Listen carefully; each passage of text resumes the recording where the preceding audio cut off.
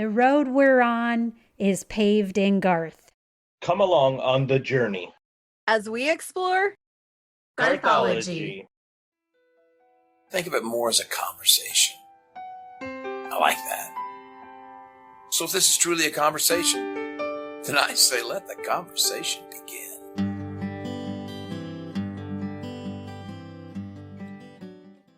Shoutout!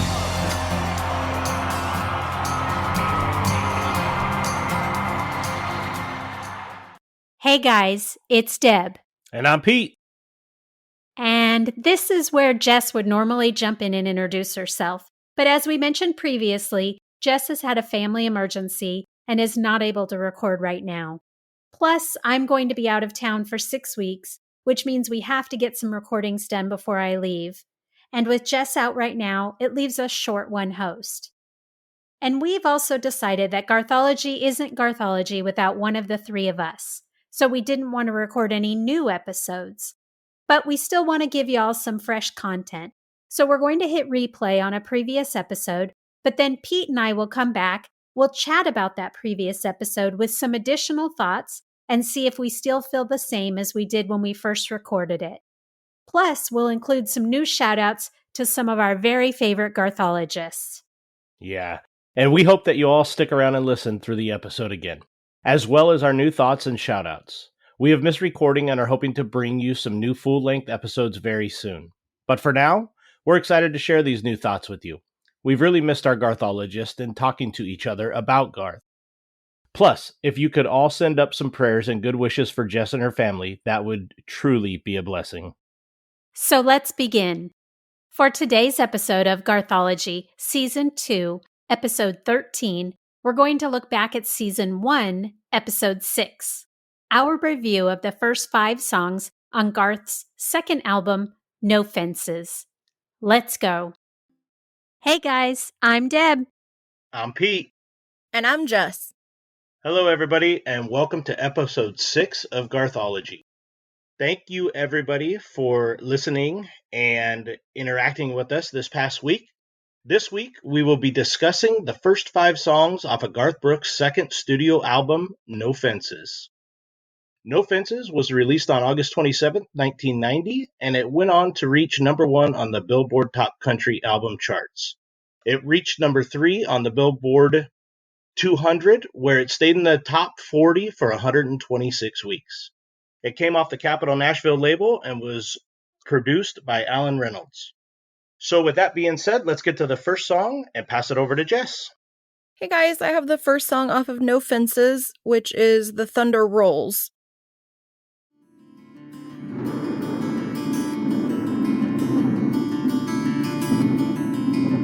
3:30 in the morning, not a soul in sight.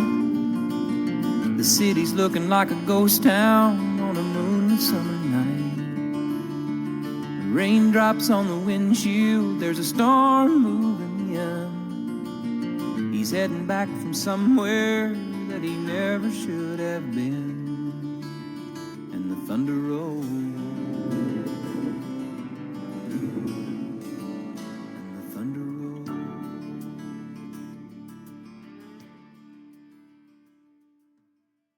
So we've briefly talked about The Thunder Rolls before because it was one of Pete's favorite songs in our first podcast episode.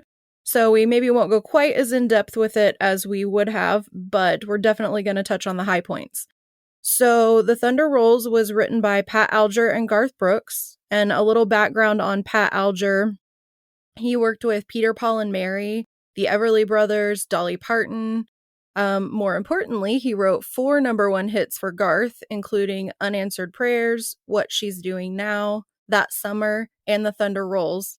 And a little something you might not know, Pat Alger and Garth Brooks also co-wrote another song called Like We Never Had a Broken Heart. That was the second single off of Trisha Yearwood's debut album back in 1991, September of that year. So if you don't know that song because you just missed it the first time around, or maybe you were really young when it came out, you should definitely check it out. Garth is more background, but it's sort of like a duet between Garth and Trisha, so it's definitely worth checking out if you don't know it or if you just haven't heard it in a while. Back to The Thunder Rolls, though.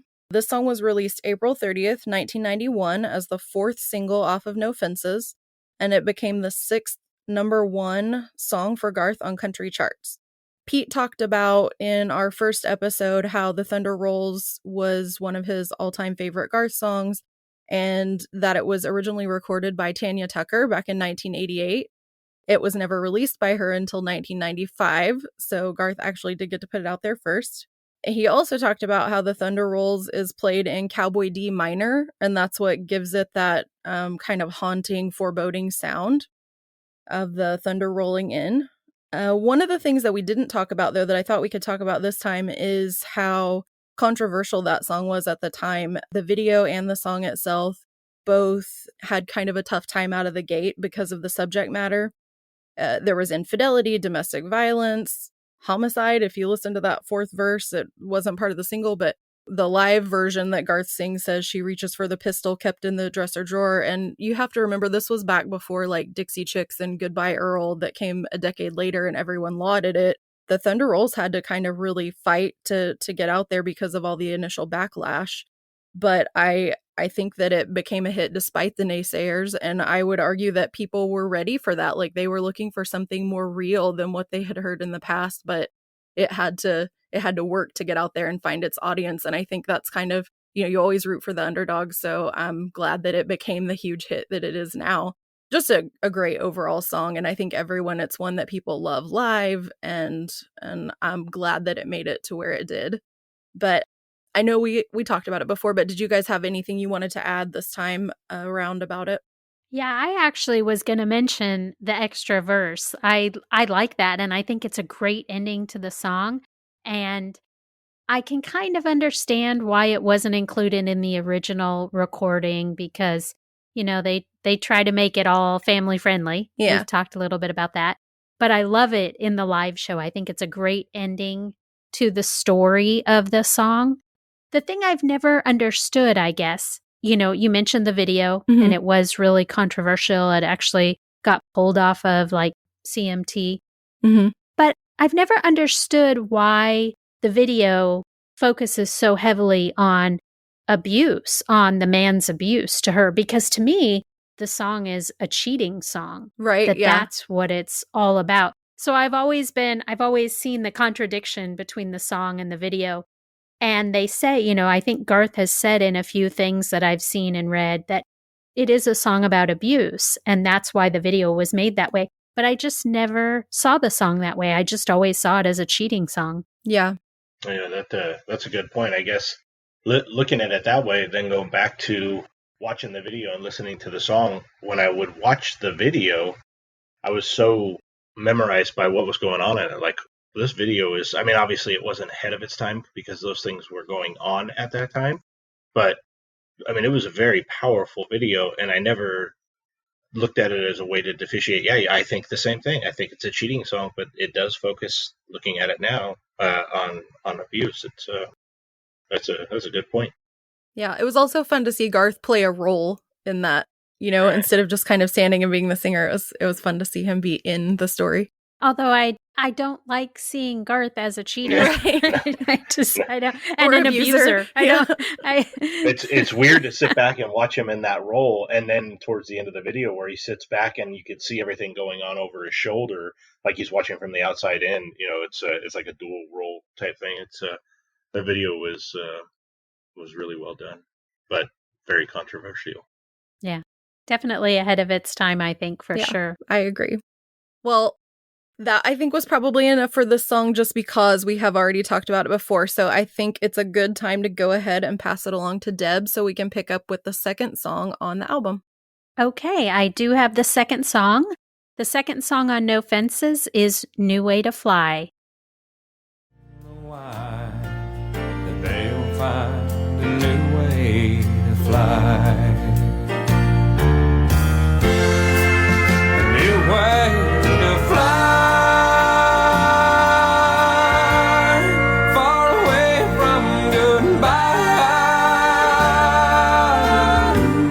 And the rain, the memories and pain, and the tears that they cry.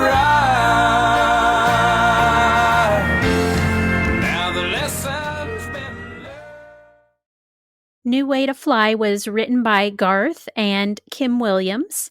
And Kim Williams actually is really well known within the songwriting community. He was named an ASCAP's Country Songwriter of the Year in 1994.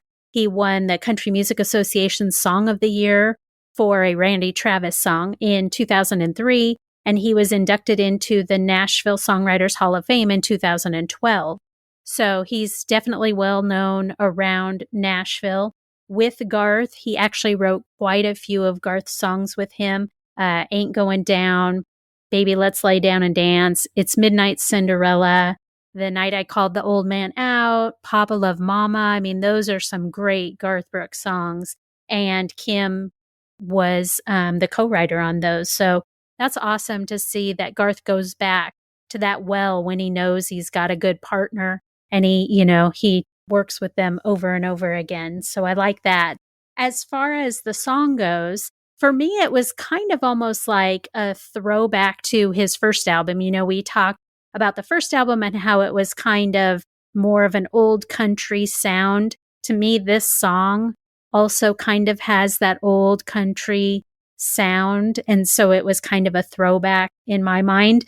For me, it also sounded a lot like Randy Travis. To me, it was like a Randy Travis song, in the late 80s, early 90s. He sounds like Randy Travis on it. Although in the anthology, Garth talks about how to him it was a Haggard song. It sounded like a Haggard song to him. He tried to do like a Haggard impression in it. So I think that's funny because for me, it comes across as Randy Travis. And then Trisha, of course, does the harmony background, and she gets those high notes and she just owns them. I love the background singing in that song. So those were kind of the things that I found. What did you guys think about it? I agreed with that kind of old school sound. And also, I felt like whenever it got to those harmonies that you were talking about, like those big, powerful moments, it was a throwback to an old sound, and then that brought it into the Garth sound again for me. Like, I was like, oh, there it is. There's like what you hear more of later. So I saw both things in there. But this song was one, it was never really on my radar. I had heard it, but I don't really remember ever listening to it. But listening to it for this, I actually do really like it.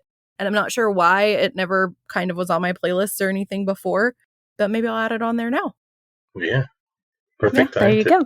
Yeah, and it was never released as a single. It just came out with the album, and that was it. Yeah, going back to what you were saying between the Haggard and the Travis, it's crazy because I got Randy Travis from it as well. And again, doing research, I saw in the anthology where you mentioned Haggard, and then you look at if you look at it that way, you could hear the Randy Travis side of the music, but then you relate it to some of the Haggard songs that he talked about on the "Blame It All on My Roots at the Wind." Some of the lyrics are Haggard lyrics, so it's kind of a little bit of the combination of both. So that's funny that you brought up that same thing I was thinking about. It is old school, though. Very, very old school. It definitely is old school. Now we're going to go to Pete for the third song on the album. I got the third song, and it is Two of a Kind, Working on a Full House. When the going gets tough, sometimes we find just so we can make up. But I need that little woman like the crops need a rain. She's my honeycomb and I'm her sugar cane. We really fit together if you know what I'm talking about. Yeah, we're two of a kind, working on a full house. Two of a Kind was co-written by Warren Haynes, Dennis Robbins, and Bobby Boyd. It was released on the album as the third single and ended up being Garth's fifth consecutive number one hit. It went to number one on U.S. Hot Country Songs, and it is just a very, very fun, upbeat tempo, great song. The lyrics and how he turns a relationship into a hand of cards, and the fact that I like to play cards, is pretty awesome. I love the way that the song and each verse of the song has a different way to explain something different in other words, and then all turns back to a relationship of a hand of cards. One of the favorite verses in that, for me, ultimate goal one day is to have a piece of property and live out in the country. But the verse where he says, yep, a pickup truck is her limousine, and her favorite white dress is her faded blue jeans. She loves me tender when the going gets tough. Sometimes we fight just so we can make up. I absolutely love that verse. That is, every time it comes on, that's the verse that I sing the loudest. I don't like the idea of a limousine, but I have no problem getting into a pickup truck out in the woods somewhere. Not a big guy getting dressed up. Actually, at 41 years old, just bought my first suit. I'd rather be in faded blue jeans somewhere out dressed up that way. So that is my favorite verse of that song. I really, really enjoy that song in the upbeat tempo. It's to me, a cool love song that's not really, it's a story about a love song. So that's kind of my favorite thing with that song. What do you guys think about it? I agree. This arguably could have been on our love songs episode. And actually, my sister advocated for this to be on that episode. And I was like, there has to be space. We're trying to keep the episodes to a decent length. And we've talked about we could talk for hours and hours. So, but this definitely could have made that list. It's so much fun live. Like you mentioned, it's just a fun song. It's fun, upbeat. It always gets the crowd going. So I love that one. And I did think of the two of you listening to it just because of like the poker reference with the cards. I am not a poker player, but both of these guys play cards well. Coincidentally, Garth did end up with a full house because of the three girls, but this would have been done before he would have known that. So I thought that was pretty funny. Right. But yeah, I love this song. It's a good one. What about you, Deb? I love this song. This is one of my all-time favorite Garth Brooks songs, one of my favorites to see live. Without fail, it doesn't matter what I've been through in a day, if I had a bad day at work or just going crazy with normal life stuff, then if this song comes on, I'm all good. I dance to it in the car on the way to wherever I'm going or wherever I'm coming from, and it just automatically, it just puts a smile on my face, and I could listen to it over and over again.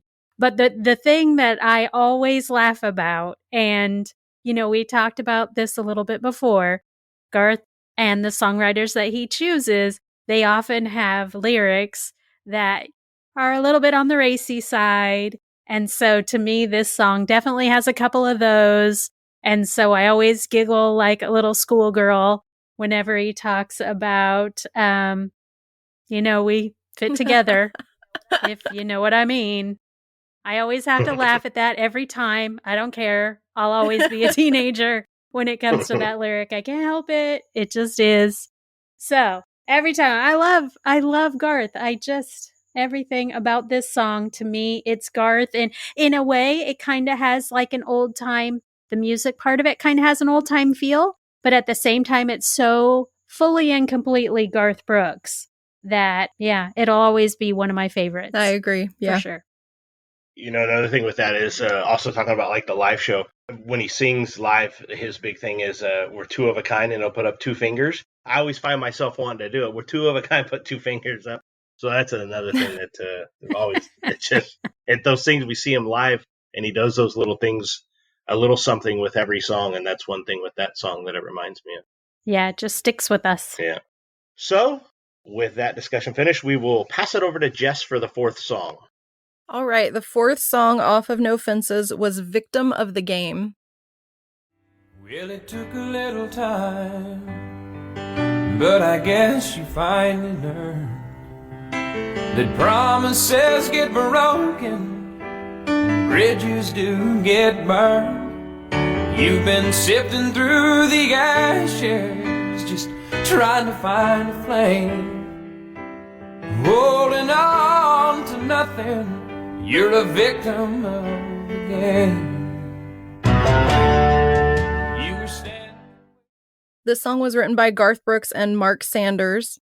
And background on Mark Sanders, this guy actually has had 14 number one songs, including Leanne Womack's I Hope You Dance, which I think is a great song. I love that song. He also did What You Gonna Do with a Cowboy, Garth's duet with Chris Ledoux off of Chris Ledoux's album of the same name, What You Gonna Do with a Cowboy. So, amazing songwriter. So it's no surprise that he and Garth together came up with this great song. I am shocked that this was not a single because I love it so much. And it's one that I actually hadn't listened to in a while. And I loved it. And it just kind of fell off my radar. But when I listened to it again for this podcast, when it got to the chorus and it gets to the who you are line of the chorus, I was just like, why do I not listen to this every day? I love this song so much. And then there's these amazing parts in there, like it says, there ain't no standing tall in the shadow of the shame when everybody knows you're a victim of the game.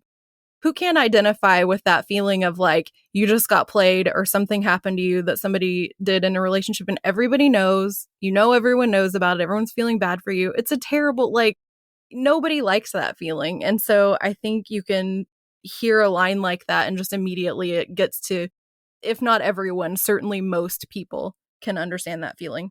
Another line that I loved was at the very end, and it says, when I look into your eyes, I can really feel the pain staring in the mirror at a victim of the game. Because again, when you find somebody who has experienced exactly what you've experienced, no one's going to get it like that. And you connect with that person either because they've been through what you're going through or you've been through what they're now going through. And either way, that's such a bond whenever you find that moment. Something that you guys may not know or other people may not know is that Trisha also released a version of this on her debut album. It was the 6th track off of Trisha Yearwood, July of 91. And it wasn't a single for her either, but both versions of this song are going right back on my playlist. I love it so much. Can we just cue it up and do the chorus from her version and then back to back with Garth's version so that we can all just bask in the glory of how great this song is and compare? There's no one quite as blind as a victim of the game. And it don't matter who you are, it treats everyone the same.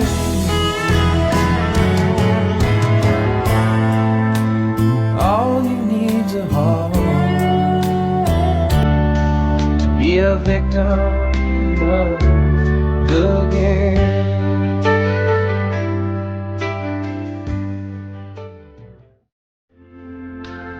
No one quite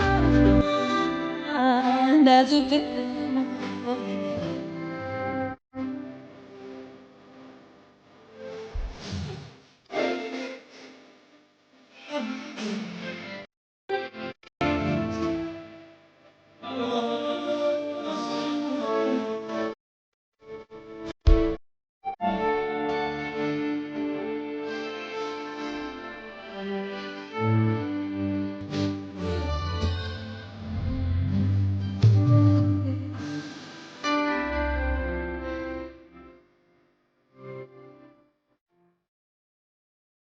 Oh, I just love it. I just love it. Did you guys get to listen to it ahead of time and what do you think? Yeah, so I didn't know that Trisha had recorded this, Jess, until you told me. And once you said that, I thought, well, I have to hear that. And so I ran off, found it on Amazon Music and listened to it, and then listened to Garth, and then listened to Trisha's. And all I kept thinking was how interesting it would be to have Garth singing a verse from it, and then Trisha singing a verse from it, and then Garth singing the next, and do it kind of, one after the other. And I imagined it in my head as these two people who had been together and went through a heartbreak and are experiencing the same things because of what the other person did to them. So I had this whole little movie playing so in my cool. head because of the fact that the two people recorded this song. I really liked it, though. Trisha's version is great. I love it. This was not one of my go-to songs, but I love it now. I think it's great. I love it. I wonder if we can campaign for them to sing it together now so that we can hear it. That's funny. That's what I was just That would thinking be about. great. Tonight on Inside Studio G, Garth was talking, somebody had asked about more duets with Trisha and Garth. This would be a good one to throw into the fire, because I had no idea Trisha recorded it, so I can't wait to go back and listen to it, from both sides, like you were saying, from a guy's side and a woman's side. But that song, it's been on my playlist, and I actually went back and forth with it when we did the love song episode, and I was like, no, yeah, no. But I listened to it quite a bit during that period because it is a phenomenal song. I can't wait to hear Trisha's version of it. I had no idea. Hey guys, it's Deb. I'm going to let you inside my head for just a minute so you can hear the Garth and Trisha duet, A Victim of the Game, with me.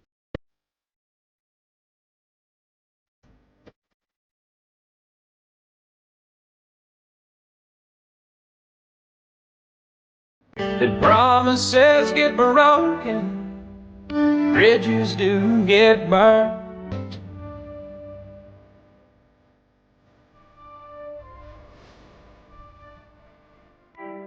Holding on to nothing, you're a victim of the game. Yeah, it's really good. Oh, so good. Well, I think that's all for this song. As great as it is, I could probably find something else to say about it, but for time's sake, I'm going to pass it off to Deb and let her pick up with song number 5.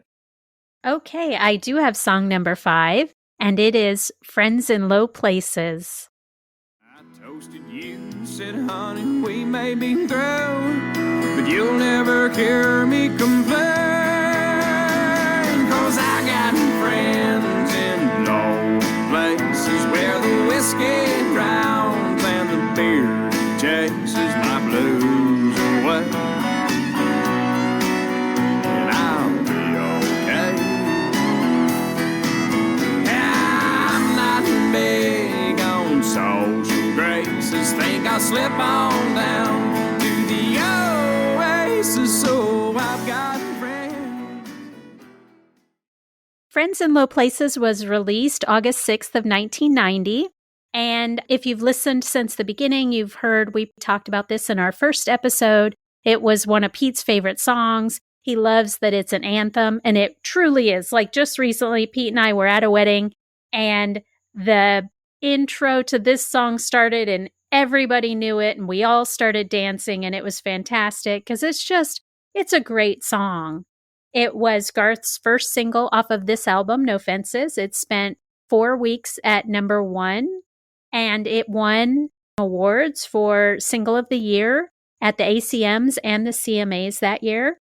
So I wanted to go out and find out some interesting information about this song. And there was some stuff out there that I never knew. So there may be some that you out there don't know either. One of the things I found out is that at the 3:40 mark of this song, which I will drop in a soundbite of it, you can actually hear, and now I've gone back and listened to it like 3 times because I thought there's no way this happens. You can hear someone yell, "Push Marie." And the reason that they're yelling that is because Garth's guitarist for this song, James Garver, his wife was in labor and having a baby while he was recording this song, and he didn't make it to the delivery because he was working on this song. Oh my God. So they threw that in as like a shout out to her. So his wife's name's Marie. She was having a baby. You can honestly hear it right at the 3:40 mark. I love that. There is also, the crowd scene when it's crazy and everybody's yelling. There's a beer can opening. And so when they were editing the song, they thought, like the technicians thought it was just an error. They were going to take it out. And they were told, no, that's a beer can opening. We want it in there. I searched. I can't find it. So if any of y'all out there know where the beer can opens, send me the timestamp. I want to find it. I listened and listened. I could not find it. So just to give you some background on this song, which again, we covered in 1, but it was written by Dwayne Blackwell and Earl Bud Lee.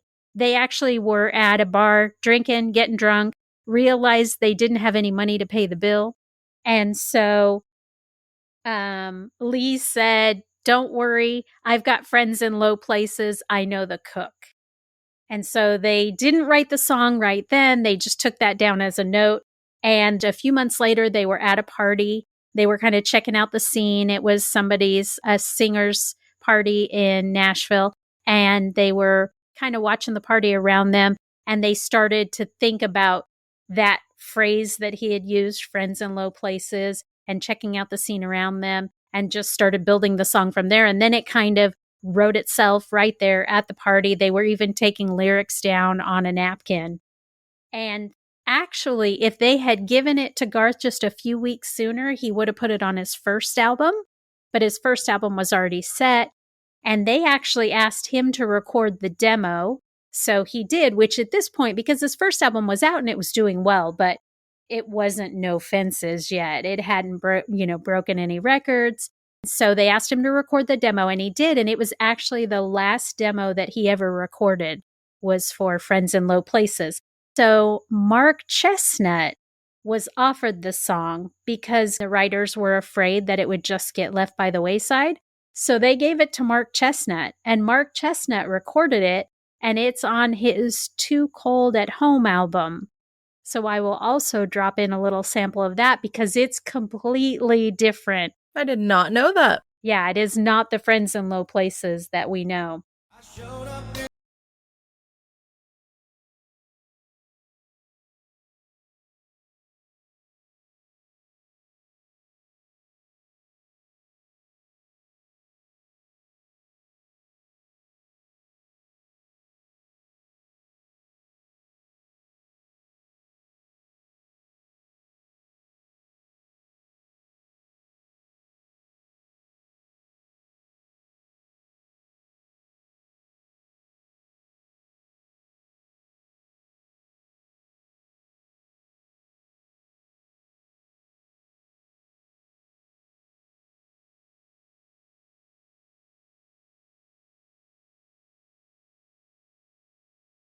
A couple other small little things. So the intro that we all know and love, it was actually not part of the song. It was improvised by Mark Stevens. He was one of the musicians on the song, and he dropped it in there. And then all of a sudden, now look, everybody knows that.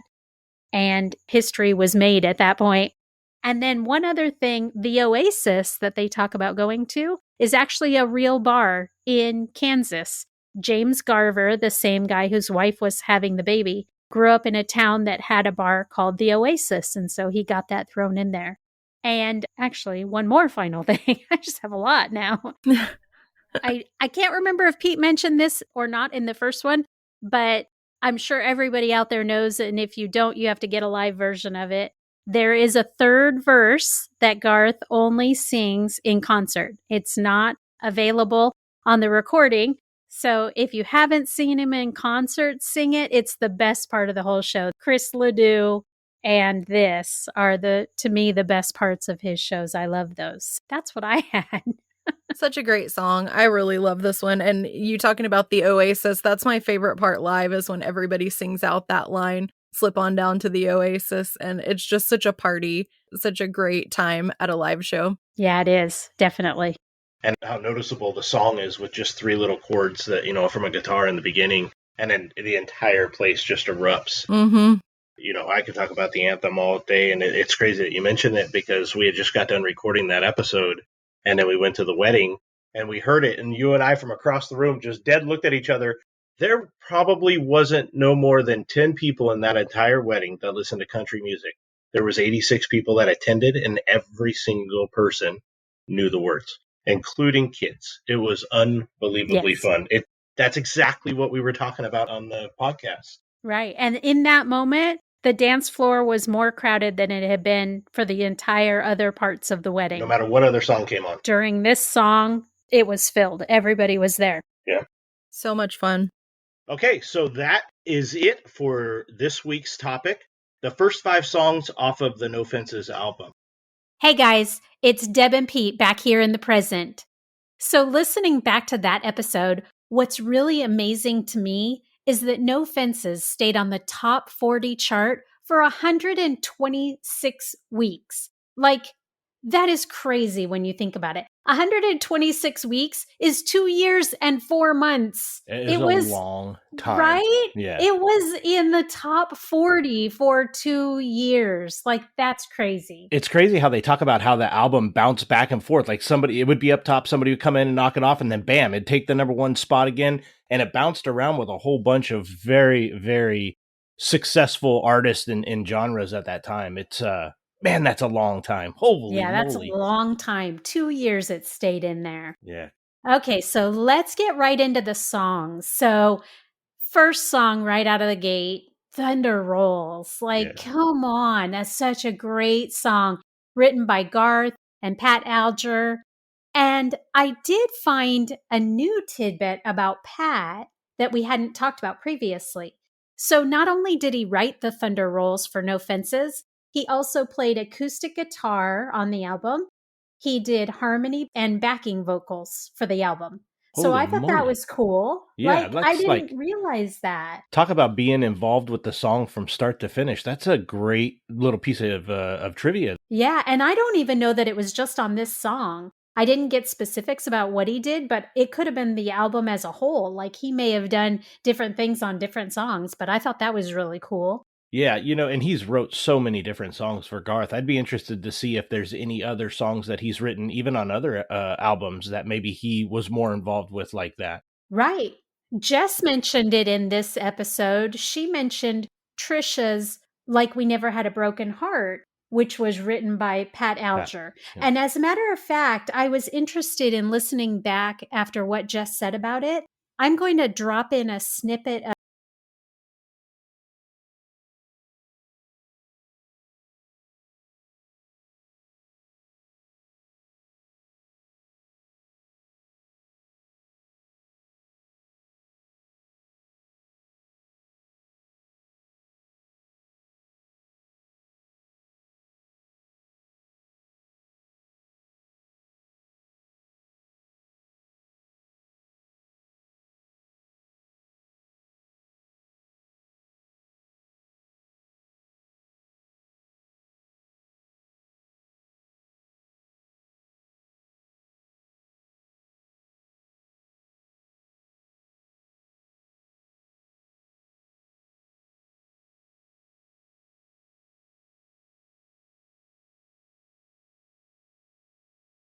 There's a lot out there, but I don't know that there'll ever be one as known as the Thunder. I And for agree. that to be the start off song off of an album like that, Right. even all the hard times that song went through, during its release and stuff. But one thing Garth always talks about is the D minor that they play it in.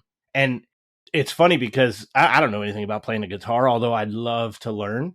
But the way that he explains, D minor and the sound to it, now it's funny because I'll listen to other songs and I try to figure out like what minor they're playing in. Right. But the D minor one is one that's very, very noticeable, I think, in a lot of songs, especially the Thunder. Yeah. Yeah. And going back, like you mentioned, the controversy surrounding this song. I think it's interesting when you think about that now, how many years later we are since then, where that song had all this controversy surrounding it. But now, music has changed so much over the years that if Yeah. that song were released today, I don't think there would be any controversy surrounding it. And, we tend to, when you consider how songs and attitudes around music and how they change and what's acceptable from our musical superstars as we go throughout the years, like Elvis couldn't be filmed from the waist down because of the way that he moved his hips. Right. And now something like that would be so innocent in comparison to things that we see now today. Yeah, like WAP of 2020. Right. Come Come now. on. Give me a break. Yeah. You're right. I mean, it's like now I think there would be no say so in the song and in its meaning. It would probably just jump to number one on the charts and stay there for a super long time, and then we would move on, and that would be it. Both the song and the video. We talked a lot about the music video. Right. Yeah. No, I agree. Yeah, and another thing I realized listening back, I cannot say the word controversial.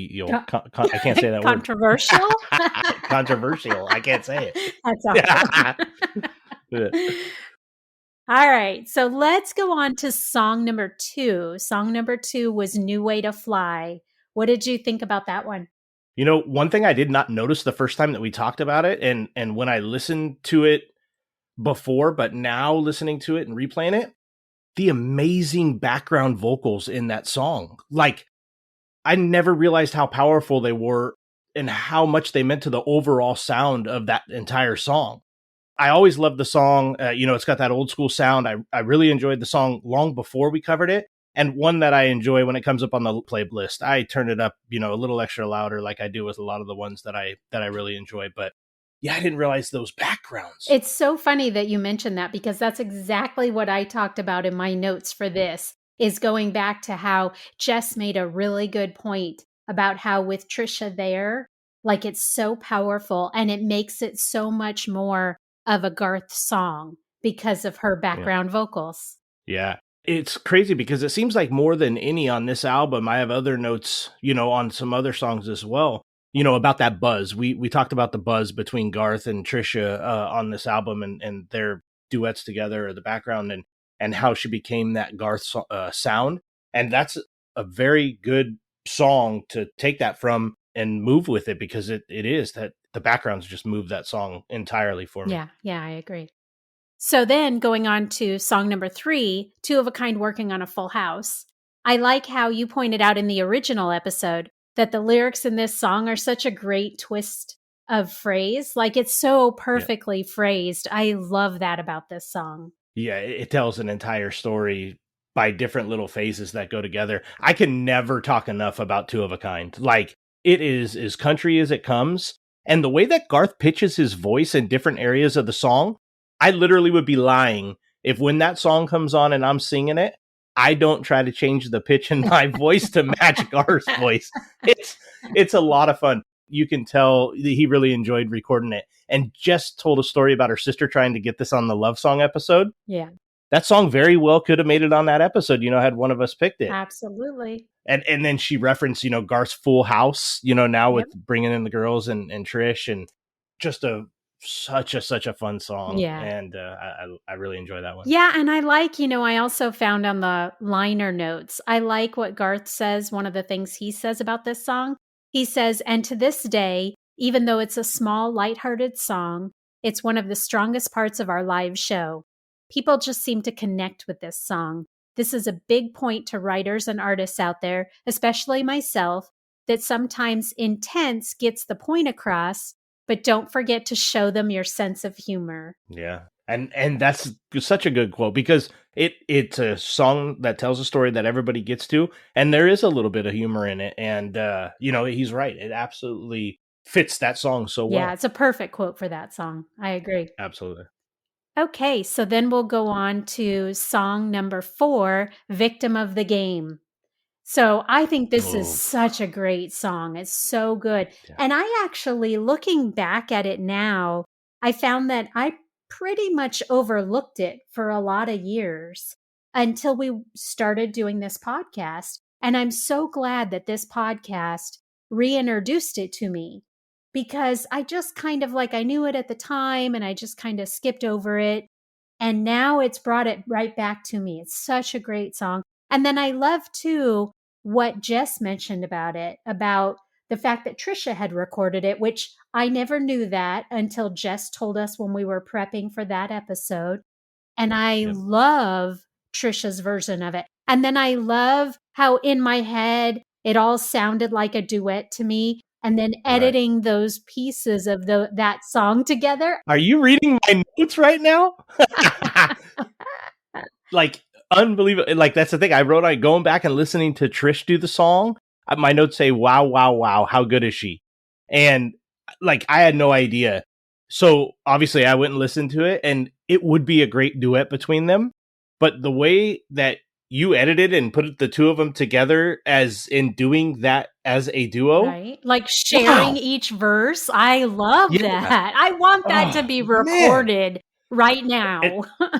Right now, we talked about going and trying to get a campaign to get, somehow they did the Shallow, right? We got to find a way to get them to be able to do this song together. So great together. Victim of the Game, it wasn't a single off the record. I don't remember exactly where it peaked at, if at all. But right now, if the two of them were to redo this song as a duet, it would take off like Shallow did. It would be unbelievably good for the two of them. Yeah, I agree. I think we need to put it out there. I think I need to do a Ask Garth for one of his Inside Studio Gs. We definitely could. That would, if we could just get it to the both of them. And now, with Inside Studio T, send it to both of them. Somebody's got to catch wind of it. Yep. Or if they do another one of those CBS concerts or something they need to duet Yes, that get song. some kind of request into their ears and let them try to do it. Yeah, it'd be great. So then we go on to the last song of the podcast for this episode, Friends in Low Places. Ugh. What a great song to put right smack dab in the middle of the album, Yep. right? I mean, you start with the thunder and you make it all the way through, and then wham, here comes Friends. Yep. Like that all-time anthem, and we actually talked about it in the last episode. I mentioned it early on, being an anthem song and one song that everybody knows. And sure enough, you and I are at a wedding, right? We talk about it on the episode. The song comes on, 86 people go crazy, and like I'll have it on like my phone, or I'll be on the golf course with the buddies, or be in my truck or whatever. And whoever's around, I just look to see who's singing it because everybody knows it. Like it is such a fun song. Yeah, it is. And I loved doing the research for that episode and finding all those little interesting tidbits. I love the Push Marie. Push Marie. Now that's every time I listen to the song, I hear it. Without fail, I hear it. And the beer can. I love that people got back to us with the timestamp for the beer can. Kimberly being one of them. She was one of the first ones to reach out to us. Yeah. And now I hear that beer can opening every time without fail. Every time. Yeah, it's crazy because I never listened or heard those things before. Like I just knew the song and I would sing it as loud as I could. And you get to the third verse and then, that's that, right? I did on this one. I went back and I finally made an effort to listen to the Mark Chestnut version. Yeah. Let's just say I'm super happy that the big man cut it and he's made it what it is today. Yeah, I agree. Because that one is totally different. Totally different sound. Right. Way mellow, not a lot of fun. Like this one, Garth's at the live show popping off the confetti cannons to it. Streamers are going everywhere. Like that kind of stuff makes this song, especially in the live shows. It's unbelievably good. It's funny because I was listening to that past episode in the car with my whole family. And when it got to the Mark Chestnut snippet and it played, all of my kids agreed. All three of them agreed. That song, that version, sounds like that guy is depressed about having friends in low places. That's a great way to look at it because you're right. It's just like friends in low places. Whereas you're Garth like, is happy, and that's like happy. He's, the fact that he has friends in low places is something he's proud of. And they just felt like Mark Chestnut's version was just, this guy's so depressed about having friends in low places. Yeah. Like that's one that if you just listen, no matter what kind of mood you in, all it's going to do is turn up the happiness volume, for you personally, because you can't not be happy with Garth's version of it. Yeah. And it's the way I look at that song now is it is definitely an anthem that's going to outlive us all. All of us. It'll always be around. I wish that there was a way to tell, like, what percentage of weddings is that song played at? 97. Like, right? I mean, it's got to be up there. It's got to be ridiculously high, like higher than any other anthem that's out there. It's just out there. It's forever. Yeah. It is. It will stand the test of time for sure. Yeah, I agree.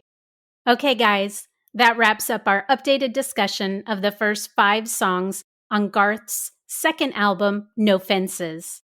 Now let's go over to Pete for a shout out to one of our favorite Garthologists. This week's shout out goes to Garthologist Jenna Sutton. And it works perfect for this week. We asked what your favorite song was, and Jenna responded with Victim of the Game. Jenna, we appreciate the support and the interaction, and we hope that our review of Victim of the Game was well received by you. Yes, thank you so much, Jenna. I love that song too. Have you checked out our website at garthology.com yet? If not, stop by and leave us a comment on our blog page to let us know how we're doing. Plus, you can even submit a show idea. While you're there, go ahead and sign up for our newsletter at the bottom of the website. And remember to subscribe to our podcast on your podcast platform of choice. Do you listen on Apple Podcasts? If so, stop by there now and give us a rating and write up a really quick review just to let us know how we're doing and to encourage others to listen. Are you in a Garth Brooks fan page on Facebook? If so, don't forget to share us with your group by posting about us or sharing one of our posts there. Help your friends in low places become Garthologists too. And talking about friends in low places, if you are on social media and you'd like to interact with us, you can find us at Twitter and Instagram at GarthologyCast. And if you're on Facebook, we're at facebook.com/GarthologyCast. I got to tell you guys, there's a lot of excitement when I get a notification on my phone, and it's one of you guys interacting with us on the social. So we appreciate your guys' support, and don't hesitate to tweet, retweet, share, or like any of our posts. We really appreciate the support. Yes, we do. Thank you guys so much. So that wraps it up for today. And this has been Season 2, Episode 13 of Garthology. And I'm Deb. I'm Pete. And Jess, we miss you so much, and we can't wait to be recording with you again soon. We miss you, friend. Bye, everybody. Bye, everybody. Finish it! Finish it!